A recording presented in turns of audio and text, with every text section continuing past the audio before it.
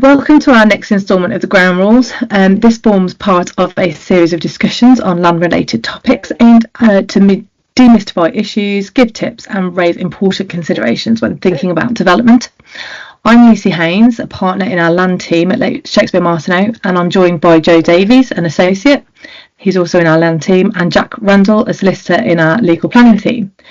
Today we're talking about Labour's Build, Build, Build manifesto and the impact we're seeing on the ground. And we're going to be talking about what this could mean in the future. So thanks, Jack and Joe, for joining me. Well, the first thing I want to talk about really is what is this impact going to have on the planning system? You know, are we looking now at planning by appeal, and what is the impact of that on our clients, and particularly developers, really thinking about developers and promoters getting those planning consents through the system? Yeah, so I think for me it was just to unpick a little bit more about what the build policy kind of means and what that is in the first instance, and I think it was just the key point to flag is that obviously the Labour government have committed to delivering 1.5 million homes as being their objective, as opposed to like a mere target or aspiration. It's like one of the things they're really pledging to deliver. So I suppose the government has really got to ensure that they do that, otherwise they're going to be out come the next election. So I think that's like where the real starting point is. Is this 1.5 million real need to deliver that? So that obviously means that the government need to not just get planning permissions in now, but obviously have houses actually on the ground at that point in time.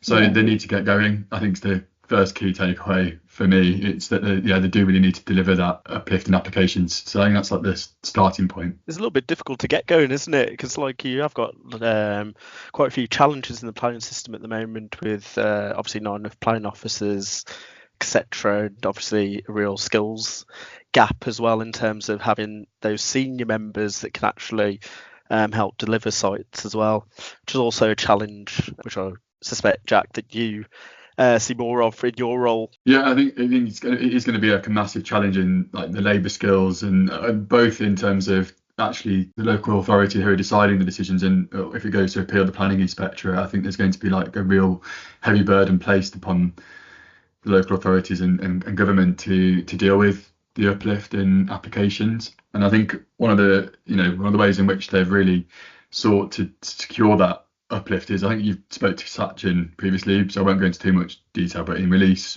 of the Green Belt, I think it's one of the main ways that they're looking to really deliver that increase in housing numbers, essentially. So to like release some of the Green Belt where it's stopping where the sites are only aren't used for key Greenbelt purposes, so such as stopping the spread of like urban sprawl, or stopping towns merging together, or changing this character of historical towns, things like that, where they're not serving those purposes. They can be classed as grey belt and not be considered as inappropriate, provided they meet loads of tests. But I think that's one of the key policy changes that government have really made to allow housing to come forward. Okay, and what do we think? I mean, it definitely is creating a surge of applications. I mean, we're seeing that, our clients are being told, work your land banks, work what you've got already, let's see what we can get through. So do you think that surge of applications is going to impact on that ability to get through sites through planning? I mean, I think it's going to. We've already mentioned sort of the shortages in terms of staff, but I think there's a risk of stuff being stuck for quite some time, isn't there? Yeah, I think there's definitely a real risk factor there, of the local body authorities being overwhelmed, and there's being stuck in the system. And I guess you've got the option to appeal where there's not like non-determination, but again, I suppose the Planning Inspectorate then would face the burden, so it is a real pressure point. It's almost that thing between like planning consultants, planning officers in private practice and in public, as part of a public body. Where do you get the staff from, to be honest with you, to actually be able to deliver the sites? Because obviously there's going to be a salary discrepancy between the two types of workplaces, and it could cause the challenge to getting the right people in the right places. Yeah, definitely. I think the difficulties as well is, how do you make that decision as to whether or not you leave it as it is and wait for the local authority to make a decision, or whether you then do make that appeal, because as you say, you could get stuck again with the Planning Inspectorate. It's quite difficult. I think that is like a real key thing. And I think one of the things that I have noticed is on the horizon potentially is that the Planning and Infrastructure Bill has proposed mandatory training for planning committee members. So I think that's kind of aimed at making sure decisions are taken efficiently and to try to stop the need for them to be appealed as often, because I think a lot of planning appeals are actually where committees have gone against the officer's recommendation and they're often overturned on appeal. So I think that kind of level of funding for training to really ensure that everybody's making decisions as efficiently and as appropriately as they can, I think would be one of the key parts in helping to deliver this unlocking of planning, basically. Yeah. And do you think that, I mean, this is quite a difficult one to frame, I suppose, but do you think we're likely to see developers and promoters potentially trying to slow things down? So I guess that's quite difficult in terms of the application itself, because obviously there's sort of set timeframes, but I guess they might consider that if they're looking at appealing for non-determination. But I mean, particularly developers, they're going to be thinking about their build programme, cash flow.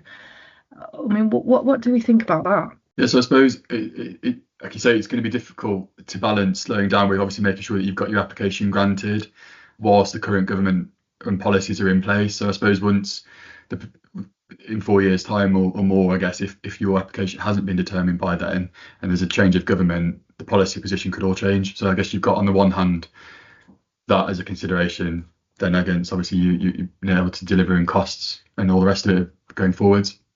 Yeah, I mean, I think for us, on the sort of developer side, I think I'd probably be expecting, we'll push it through planning, and then it's sort of making a decision at the end of that point, hopefully when they've got the planning application. Okay, well, what do we do now? Because if they've got, say, 3 sites in the same area, they might not necessarily want or need that on the basis of being able to build in the appropriate period of time, but also in terms of sales, there might not be the demand there.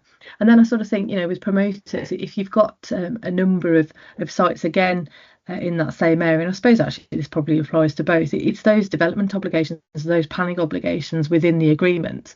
You've probably got that sort of that clash in terms of, well, do I get this in now because there is this planning window, or actually I've got 4 other people that I'm tied into agreements with, but this one's the better one and the other one isn't. So how do I pick which one is the better, because they're all going to be under very similar obligations in terms of reasonable endeavours to get planning at the right point in time, and now arguably is the right point in time for everybody.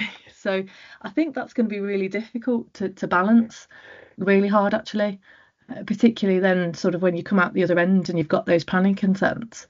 So I guess the question really then is will there be a surplus of sites with planning and no one to develop them? And then are we looking at more developers flipping the sites on to different parties? I don't know. I think that's a really key point to make, to be fair. I think, and as well, the labour and skills in the market generally, if all the permissions are going to be needing to be developed out at the same or similar time period, it's going to put a real strain there. So I think it's going to be a challenge and something to really see and deal with. But I think as well that I suppose there is the element of you can secure your permission provided that you implement and discharge your pre-commencement conditions. So you've not necessarily got to build out your permission is just because you've got it granted. You obviously got your normal time frame to implement cure it. But I do know that the Levelling Up and Regeneration Act may be trying to close that window a little, because basically the law is looking to introduce new provisions relating to completion notices, which aren't yet in force, but they would basically allow local authorities to, where they think that development's not going to be completed within a reasonable period, they might be able to serve a completion notice, basically saying that you've got until this date to complete the construction works, and the effect would be that any development carried out after that wouldn't be in accordance with permission. Obviously anything you've done up to that point would be safe, but it's like the councils are basically potentially going to have the power to really drive time frame for development. So yeah, there's that to think about as well. That could have quite a big impact really, because that a lot of developers like to work to sort of their sales, and they will adapt those planning applications that they have throughout the life of a development, depending on how large it is, depending on sales as well. You know, if the 5 bed's selling better than the 4 bed, then they'll stick more 5 beds up, and that's interesting. That could really impact on that, because it really does take the control away from the developer.